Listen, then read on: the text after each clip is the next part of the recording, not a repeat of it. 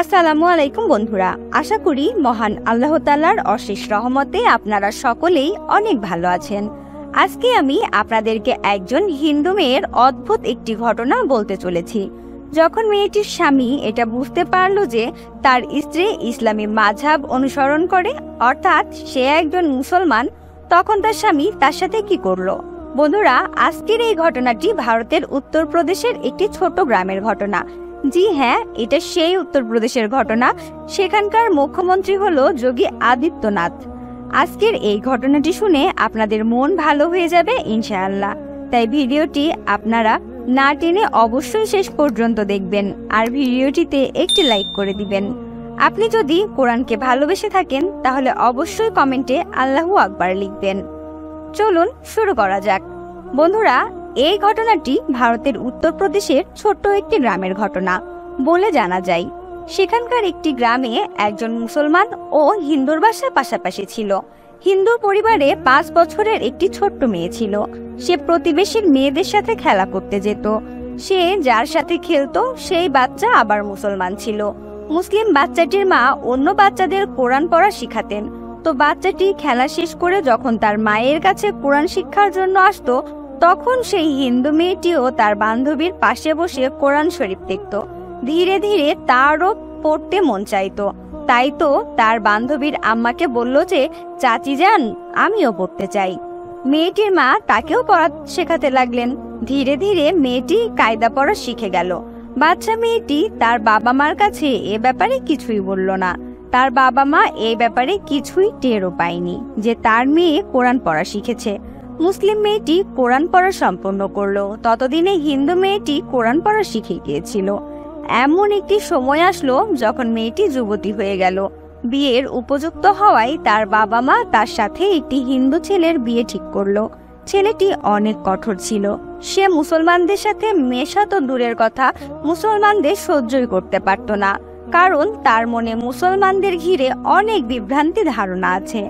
এরপর তাদের বিয়ে হয়ে গেল। একদিন মেয়েটি তার বান্ধবীর কাছে গিয়ে বলল, আমি আপনার কাছে কোরআন পড়া শিখেছি, মনে মনে কালিমাও পড়ে নিয়েছি, কিন্তু এই ব্যাপারে কাউকে কিছু বলতে পারবো না। আমি যদি এ ব্যাপারে মুখ খুলি তাহলে তারা আমার ওপর অত্যাচার করবে, আমাকে বাড়ি থেকে বের করে দিবে। এবার আমার বিয়ে এমন একজনের সাথে ঠিক করেছে যে মুসলমানদের দেখতেই পারে না। চাচি বলল, তুমি চিন্তা করো না, আল্লাহর ওপর ভরসা করো। যদি তোমার মনে কোরআনের জন্য সত্যিই ভালোবাসা থেকে থাকে তাহলে আল্লাহ তাআলা নিশ্চয়ই কোনো না কোনো পথ ঠিক খুঁজে বের করবেন। তিনি তোমার ঈমান নষ্ট করতে দিবেন না। এবার সেই হিন্দু মেয়েটি বিয়েতে কোরআন মাজিদ উপহার হিসেবে দিবেন বলে মহিলাটি ঠিক করলেন। মহিলাটি গিফট বক্সে করে কোরআন শরীফ খুব সুন্দর করে র্যাপিং করে দিলেন এবং মেয়েটির মায়ের কাছে গিয়ে বললেন, আমি খুব সুন্দর একটা প্যাকিং করে দিয়েছি, এটা যেন মেয়ে শ্বশুর বাড়িতে গিয়ে খোলে, অর্থাৎ এটা এখন খোলা যাবে না। মেয়েটির মা সে কথা শুনল এবং মেয়েটির বিয়ে হয়ে গেল। মেয়েটি তার শ্বশুর বাড়িতে পৌঁছে গেল, সেই সাথে সেই কোরআন শরীফটিও। মেয়েটি একটি বক্সে কোরআন শরীফটি লুকিয়ে ফেলল। এবার তার স্বামী যখন কাজের জন্য বাইরে থাকতো এবং সে ঘরের মধ্যে একা থাকতো, তখন সে কোরআন শরীফ বের করে তেলাওয়াত করত। বেশ কিছু বছর কেটে গেল। মেয়েটি এখন অন্তঃসত্ত্বা। মেয়েটি ভাবলো, আমি তো এত দিন ধরে আমার ঈমান লুকিয়ে আসছি। যখন আমার স্বামী বাসায় থাকে না ও আমি ঘরে একা থাকি, তখনই আমি কোরআন শরীফ লুকিয়ে তেলাওয়াত করি, কিন্তু এখন আমার বাচ্চা ঈমানের কি হবে? সে দোয়া করতে লাগলো, হে আল্লাহ, আপনি আমাকে এমন একটা উপায় খুঁজে দিন যেন আমি আমার বাচ্চাকে ঈমানের দাওয়াত দিতে পারি, আমাকে যেন আর লুকিয়ে থাকতে না হয়।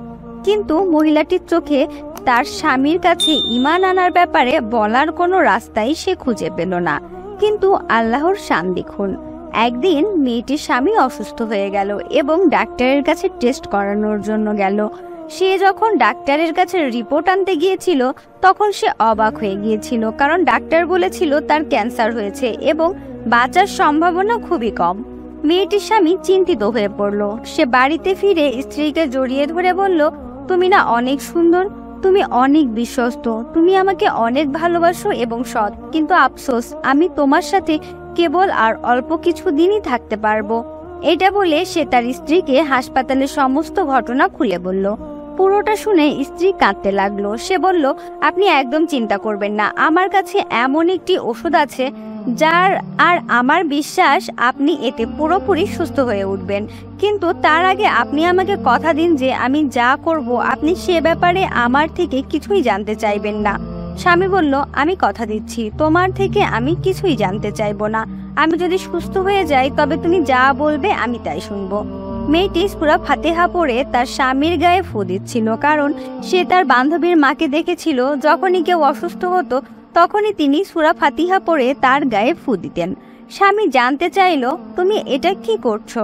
স্ত্রী বলল, আমি তোমার চিকিৎসা করছি, তোমার আর আমার মধ্যে কিন্তু কথা হয়েছে, তুমি কোনো কিছুই জানতে চাইবে না।